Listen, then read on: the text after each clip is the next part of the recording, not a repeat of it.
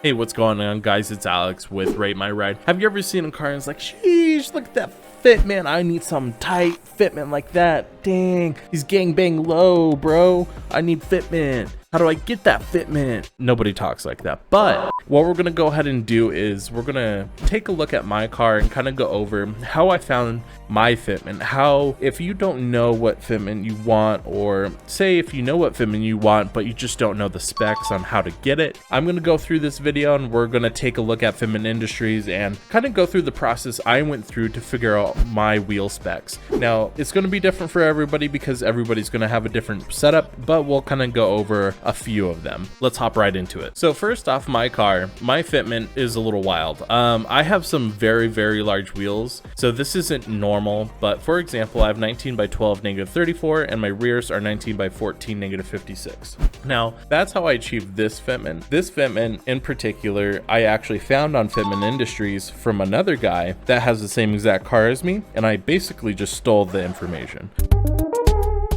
I talked to him later after I actually did it, and he was super cool about it, which I totally respect. I think this should be a sharing platform, like not just Genesis Coupes, but cars in general. We have such a unique platform, and I feel like sharing this information is so important so people can, you know, get a look they like, and I don't know, just sharing knowledge is great in my opinion. First thing we're gonna go ahead and do is we're gonna hit search gallery. So from here, we're gonna kind of go based off of what I was doing with my car. So I searched the year, make, and my model.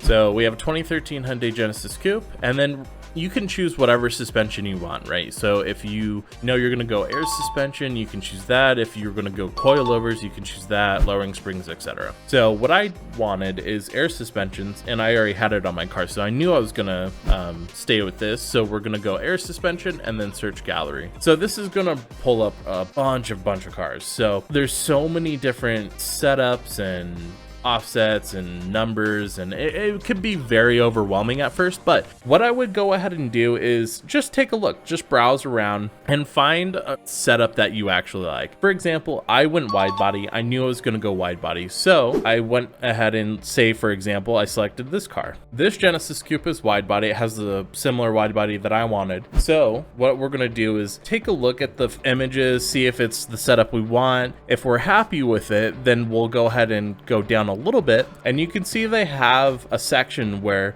they show all of the information for the wheel setup. And this is where Fitment Industry, I think, shines. I don't think I've found any other place that does this, and it's so perfect. And they even have one for trucks. So if you're into trucks, they actually have a setup for that as well. I think it's custom offsets is the truck version of this. So this guy put his wheels, so he has work XSA 04Cs, so that's the style of wheel. His wheel size is 19 by 10 -12, and his rears are 20 by 11.5 -26. So the offset is going to be that negative number, which is -12 and -26. With wide bodies, you want a lower number. The lower the number, the more it pushes out from the stock body. So you'll see, for example, even here, right? So if it was 0, it would be inside the wheel well. Because it's negative, it pushes the tire out here. So the whole wheel with negative offset comes out wider. So you'll have wheel here, out here.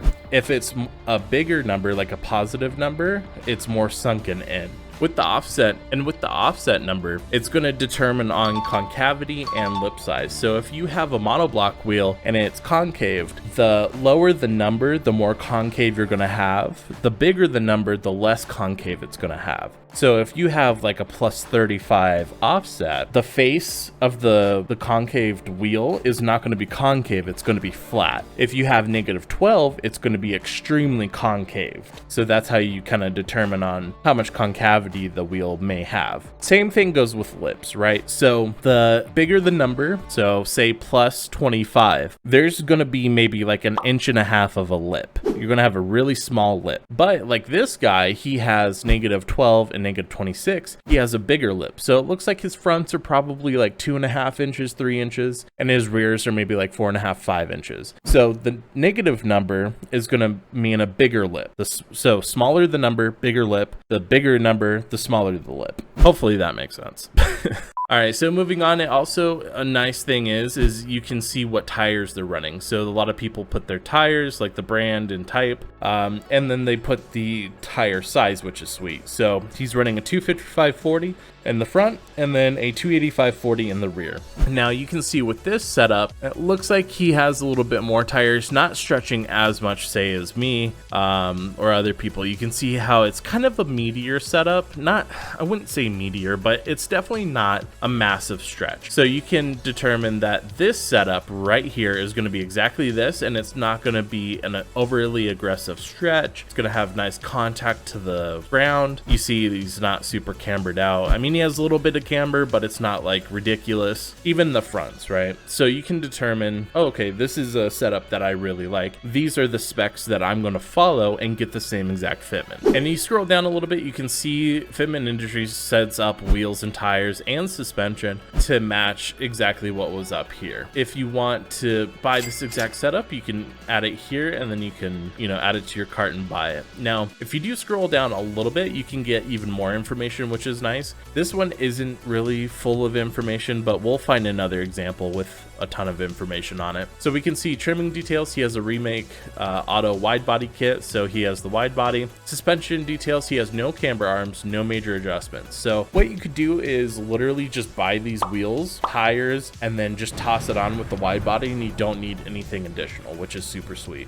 So also another great piece of information, it shows if there's rubbing or scrubbing. So if the wheels rub on the fenders or the inside of the car, like the body or anything. So there's no rubbing or scrubbing, which is good.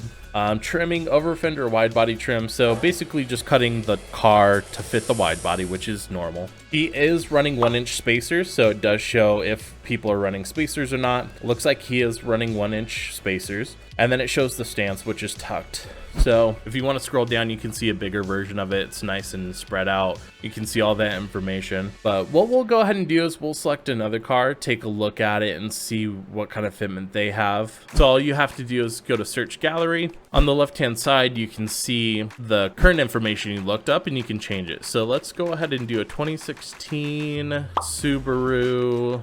Let's do WRX STIs, and then let's do coilovers this time. And you can actually select modifications. So if you want to see wheel setups that have fenders rolled, pulled, both removed or modified inner wheel, you can really come down to details. You can choose no rubbing and scrubbing, slight rub at full turn, stuff like that. So you can definitely see they really go above and beyond to kind of give you ideas of what you're looking for and help you find that perfect fitment. So we're going to go ahead and update this. All right, so now we have some more cars that we can take a look at. These are all on coilovers. So let's take a look at this one, for example. He has Volk ZE40s on 18x10 plus 35 Nitto. Oh, okay, that's it. So 18x10 plus 35. That's going to be all the way around. So when it only has the one set of numbers, that's for all four. He's running Nitto tires. They're 255/35s, and he's running Tanabe coilovers. So this is another spot where you can get ideas for what kind of suspension people are running as well. Another cool thing is too, if there's not a whole lot of information down here and you want to see if there's anything else you need to do, like camber arms, toe arms, stuff like that, they have their owner's Instagram sometimes. I know it's not all of the time, but you can definitely see the Instagram here and click on it, and it'll take you to their Instagram. You can, message them and be like, hey, I saw you on Fitment Industries gallery, had some questions for you if you don't mind. And most people are more than happy to help you with it. So this one is pretty simple. They again have the setup here you can buy, gives you, similar price. So this one, he's actually going into detail on what actual parts he has on the car. So he has Tomei equal length headers, bunch of stuff here.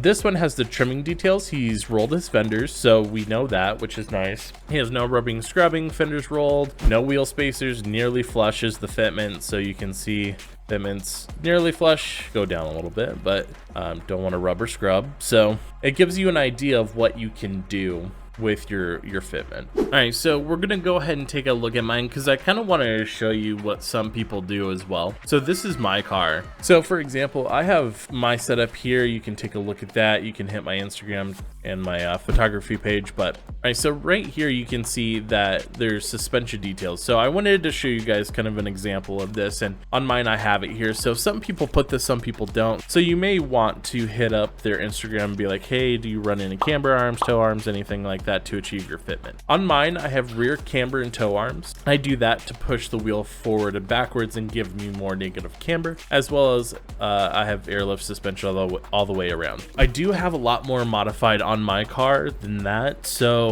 to achieve these giant wheels, we had to bash in the fender well in the front and the rear. I had to also get the body cut a little bit, as well as the top hats. So in the front where the struts sit, you have the top of your strut tower. I actually had to cut into that to get more negative camber to fit the wheels better. At full lock, when the car is at ride height, it does rub a little bit, but at full lift, it doesn't rub at all. I think it rubs on the body because it's so wide.